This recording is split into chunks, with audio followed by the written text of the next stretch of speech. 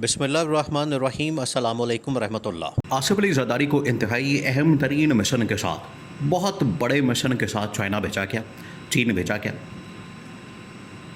और चीन के अंदर जो उनको रद्द-ए-अमल का सामना करना पड़ा, चीनी सदर ने और चीनी गवर्नमेंट ने जो रिएक्शन दिया वो इनके वहमो गुमान में नहीं था। इनको अंदाज़ा ही नहीं था, इन्होंने सोचा ही नहीं था कि इस किस्म का रद्द-ए-अमल चीन देगा। ये तो अपना मिशन लेकर, एजेंडा लेकर यहाँ से गए, लेकिन आगे से चीन का जो रिएक्शन था वो इतना हैरानकुन कि उसने बाजी पलट दी है। अब जो सिनेरियो बना है उसको आपने समझना है। आप ज़रा इमेजिन करें कि पाकिस्तान के साथ बहुत सारे ममालिक के ताल्लुकात हैं, लेकिन 2-3 ऐसे ममालिक हैं जिनके पाकिस्तान के साथ बड़े ही बरादराना किस्म के ताल्लुकात हैं, बड़े बरादराना किस्म के, जिसमें 2-3 अरब ममालिक हैं। सऊदी अरब है, क्राउन प्रिंस मोहम्मद बिन सलमान है, और सेकंड जो चाइना है, चीन है। हमेशा एक तो बहुत बड़ी सुपर पावर है जिसने अमेरिका को चैलेंज किया हुआ है, और जो टॉप की 5 बड़ी सुपर पावर्स हैं उसमें एक चाइना है, परमानेंट सिक्योरिटी काउंसिल का मेंबर है।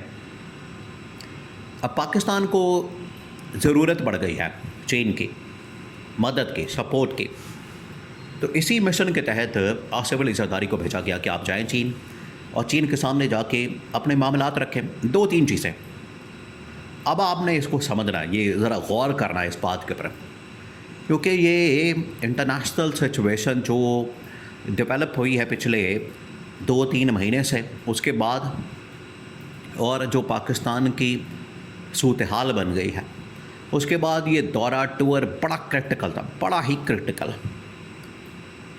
लेकिन जो रिएक्शन आया है उसकी कैलकुलेशन ही नहीं की गई। एजेंडा और टास्क और मिशन क्या था, आसिफ अली ज़रदारी को किस मकसद के लिए भेजा गया चीन के अंदर? 2-3 चीज़ें। नंबर 1 कि पाकिस्तान के हालात बड़े ख़राब हैं, पाकिस्तान के मामलात बड़े बिगड़ चुके हैं। यहाँ पर आपको पता है जो गवर्नेंस की सूरत हाल है, यहाँ पर ओवरऑल अगर इकोनॉमिक कंडीशन देखी जाए, पॉलिटिकल कंडीशन देखी जाए, ये आपस में मिली हुई है, आपस में इनका एक तालमेल है। जो पॉलिटिकल इकोनॉमिक सिचुएशन बड़ी ही डामाडोल किस्म की। अब इस पर पाकिस्तान को भेजा गया, सदर को भेजा गया कि आप जाएं और चाइना से पाकिस्तान की सपोर्ट के लिए, हेल्प के लिए, फाइनेंशियली और हर लिहाज से आप उनसे डिमांड करें। अब फाइनेंशियली चाइना कैसे सपोर्ट कर सकता है? 2 मिनट के लिए ज़रा इसके ऊपर आप गौर करें। चाइना ने पाकिस्तान में बड़ी इन्वेस्टमेंट करके रखी है, CPEC के मद में, इसके अलावा गवादर के अंदर, BRT के अंदर, इंपोर्ट एक्सपोर्ट के अंदर। ये वो सेक्टर हैं जिसमें चाइना की बहुत बड़ी इन्वेस्टमेंट, और CPEC में बहुत सारे काम आते हैं, पावर प्लांट्स आते हैं, इंडस्ट्रियल जोन्स आते हैं, बहुत कुछ आता है। वो CPEC प्रोजेक्ट रुका हुआ है और उसको कंटिन्यू करने के लिए, या उसकी मद में, ये भी देखिए एक 2 नंबरी की जाती है पाकिस्तान में, बहुत बड़ी। ये जो 2 नंबरी की जाती है कि पाकिस्तान में CPEC की आड़ में, CPEC की मद में चाइना से इन्वेस्टमेंट ली जाए, चाइना से पैसा लिया जाए, और चाइना को कहा जाए कि आप CPEC की मद में पाकिस्तान के अंदर इन्वेस्टमेंट करें, और यहाँ पर लोग खा पी जाते हैं, यहाँ पर लोग गायब कर देते हैं। नून लीग तो आपको पता है इस काम के अंदर बड़ी माहिर है, पीपल्स पार्टी भी बहुत माहिर है, और इनके ऊपर इल्ज़ामात और इनके ऊपर एतराज़ात चाइना की गवर्नमेंट बाकायदा लगाती है कि इन्होंने किस तरीके से पाकिस्तान के अंदर जब भी हमने इन्वेस्टमेंट की तो इन्होंने अपनी कमीशन, किकबैक्स वगैरह उसकी डिमांड की। ये बिल्कुल वाज़ेह है। अब इनको भेजा गया कि आप जाएं और CPEC की आड़ में पाकिस्तान में इन्वेस्टमेंट के लिए उनसे कुछ पैसा डिमांड करें, फाइनेंशियल सपोर्ट डिमांड करें। उन्होंने कहा ठीक है, ये चले गए। नंबर 2, इंटरनेशनल लेवल के ऊपर जो अब सूरत हाल बन चुकी है, दुबई के अंदर, सऊदी अरब के अंदर, जिस तरीके से सिक्योरिटी का जो इनका एक पैराडाइम था मुकम्मल तौर पर फ़ार्ग हो गया, सेफ्टी का, सिक्योरिटी का, और वहाँ से इन्वेस्टमेंट निकली है। तो उसके लिए तैयार किया जा रहा है कि अगर गवादर को तैयार किया जाए या फिर कराची को तैयार किया जाए तो एक मतबादल के तौर पर यहाँ पर इन्वेस्टमेंट की जाए। और सदर को कहा गया, आसिफ जरदारी को, आप जाएं और चाइना को कन्विंस करें कि कराची को या फिर गवादर को हम दुबई पार्ट 2 बना देते हैं और यहाँ पर आके जितने ममालिक जिनकी इन्वेस्टमेंट वहाँ से निकली है वो यहाँ पर आके इन्वेस्टमेंट करें। ये टास्क देकर भेजा गया आसिफ अली जरदारी को। लेकिन अब जो चीनी गवर्नमेंट का रिएक्शन रद्द-ए-अमल सामने आया, अब आपने ज़रा उसको समझना है। वो बड़ा हैरान कुन किस्म का। चीनी गवर्नमेंट ने कहा कि हमने आपको हर तरह से सपोर्ट किया, हर तरह से आपकी हेल्प की है फाइनेंशियली।